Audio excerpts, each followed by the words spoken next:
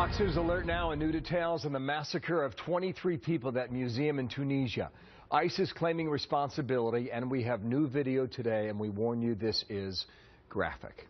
Some of these, the first pictures we're seeing of what happened inside that museum, a massacre. We're also getting new reports, the gunmen shouting in Arabic for all Muslims to, quote, lower their heads, a key sign that they were targeting Westerners. Illinois Republican Congressman Adam Kinzinger, also Air National Guard pilot, with me out of D.C. And sir, good morning to you. So the eyewitnesses that lived in the local hospitals in Tunis say they were screaming, lower your heads, in Arabic, and that would be a clear sign who they were after. Yeah, I mean, look, this is obviously, apparently, I guess, targeting Westerners here. So this would be something more than just trying to destabilize Tunisia. Again, Tunisia has been a really great example, probably one of the only examples of what's worked in the Arab Spring. They've had successful transfers of power, a democracy that's being built up despite a bad economy.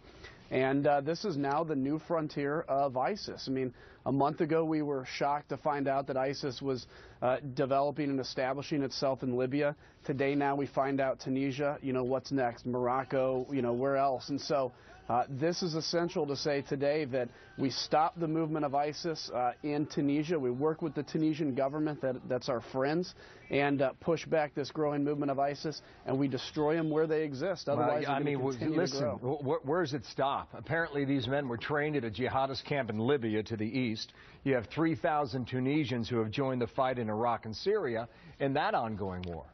Yeah. Well, look, it doesn't stop until we stop it.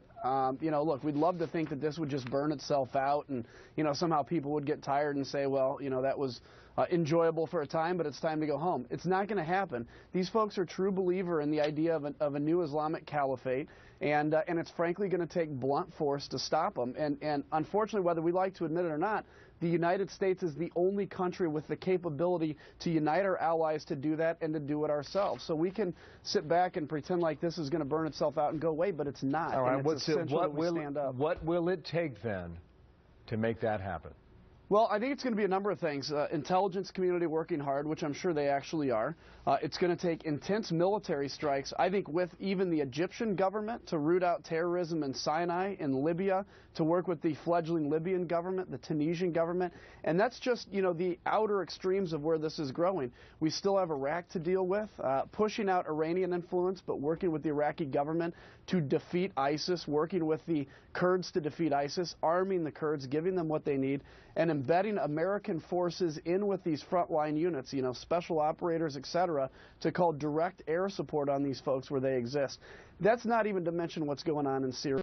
Syria is such a bad situation. Bashar al-Assad is the incubator of ISIS. That's going to be a few years in the making. But I think it's important for the president, and I said this before, the president needs to give an address from the Oval Office, not a podium at the White House, the Oval Office, and say how important this fight is and how he is going to unite the world against ISIS. And I think that would do a lot to boost our allies. I mean, you think that's going to happen?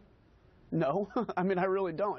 If it happens, it's going to be because the president's forced to, because this is going to continue to snowball into something bigger. That may be the case. There's a group associated with al-Qaeda coming back to Tunisia, and apparently they posted this online, okay? This is with regard to the attack in the museum.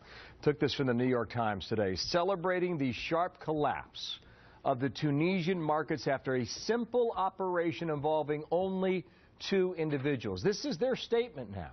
It continues. What do you think would happen if an organized attack happened and simultaneously on several military, vital, and tourist targets? End quote. These attacks, in essence, were easy. Yeah. Look, we have to, at our own peril, do we ignore those warnings? In many cases, we find out when a terrorist attack happens, there were indications in the media or in Twitter that something like this was going to happen. Look, these groups, they don't have to rely anymore on somebody taking an envelope to somebody else to organize an attack.